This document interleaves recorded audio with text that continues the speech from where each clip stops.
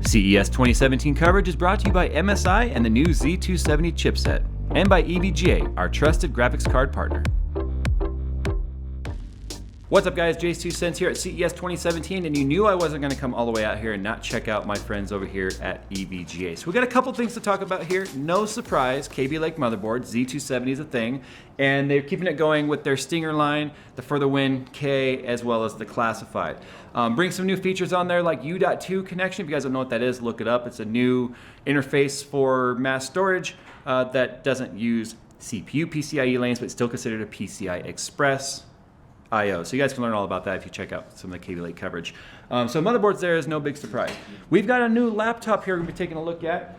This is the SC15. This is their 15-inch, 120 hertz G-Sync gaming panel, 1080p panel, in a 15-inch form factor, all aluminum unibody case right here.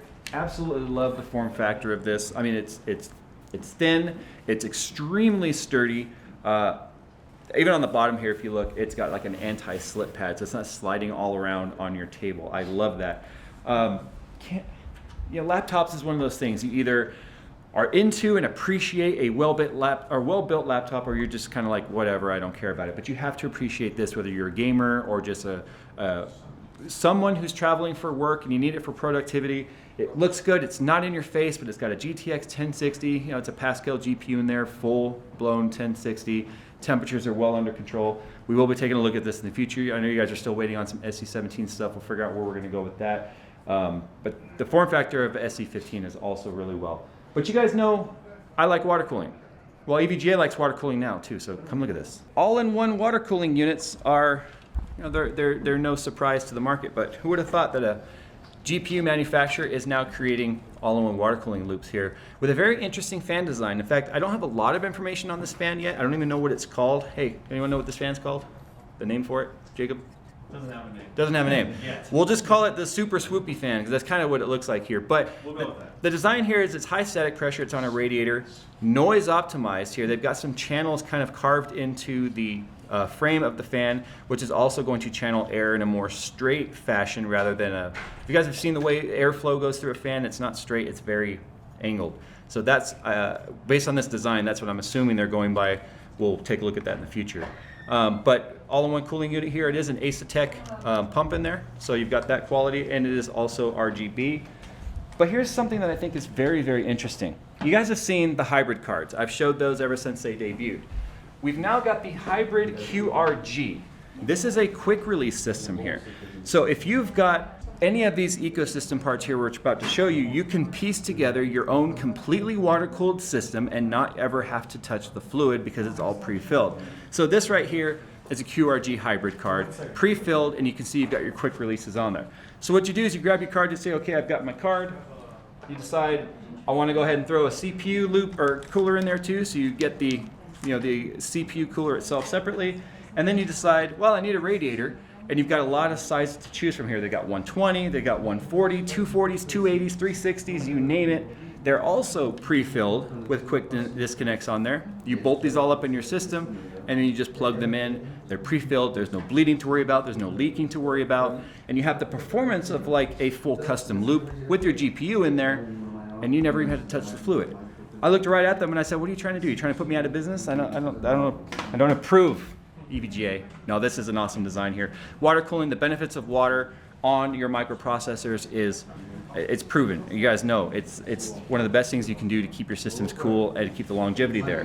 But people are afraid to do it. This is an awesome way to incorporate that into your builds. I think we'll take a look at something in the future. We'll piece together a loop, we'll put it together, and we'll see how the performance really is on that. So this is something new. Last year, EVGA kind of made a splash in the chassis market with the DG7. Very big case. It can accommodate a lot of components, a lot of hardware, a 4-way SLI if you wanted to, fully water-cooled. But they've now kind of toned it down a little bit here with the new DG7 Series. So this is a mid-tower that can hold all of your components, but as you can see, it's gone the way of tempered glass side panel. Actually, I'm gonna leave this one on. We have a build over there we can take a look at. So this is a DG7 here that's been fully outfitted. It's got a 1080 classified in there. It's got one of their all-in-one water cooling loops. It's got a intake fans here on the front, but plenty of room to be able to incorporate front mounted radiators if you want to go water cooling. We have a cutout here that allows for the routing of cables and or water cooling reservoirs, whatever you want to do.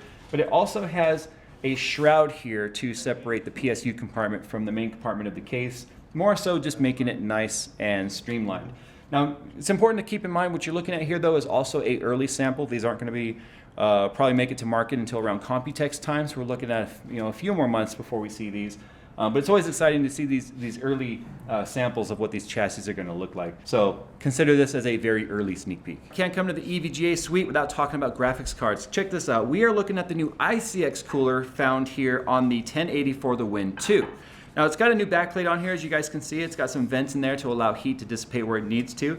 Aesthetically, it's very pleasing. It's a satin finish. It looks very nice.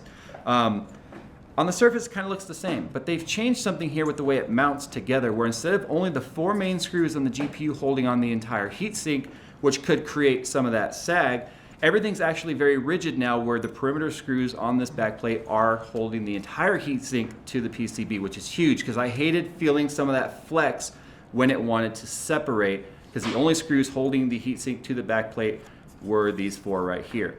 So big design change there. I'm happy to feel that, because now when you hold it, it just feels like a big solid piece of just gaming meat, and I like that. So the ACX, the ICX, I'm going to say ACX probably already for a while here.